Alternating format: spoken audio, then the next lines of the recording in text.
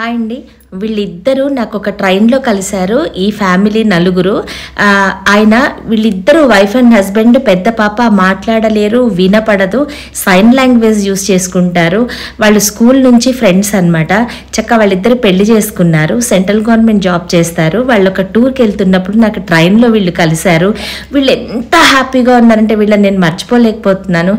వీళ్ళు మాట్లాడలేకపోయినా వినలేకపోయినా ఇంత హ్యాపీగా ఉన్నారు. అన్నీ ఉండి కూడా డివోర్స్ తీసుకునే వాళ్ళు సిగ్గుపడాలన్నమాట వీళ్ళని చూసి.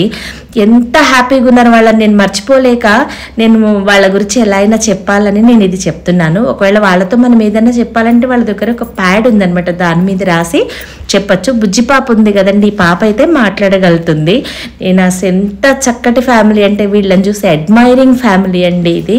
అన్నీ ఉన్నవాళ్ళు, ఏమీ లేనట్టు ఎప్పుడు ఏడ్చేవాళ్ళు. వీళ్ళని చూసి చాలా నేర్చుకోవాల్సిన జంట అనమాట. అందుకే నేను వీళ్ళ గురించి మీకు చెప్దామని ఇది చూపిస్తున్నాను.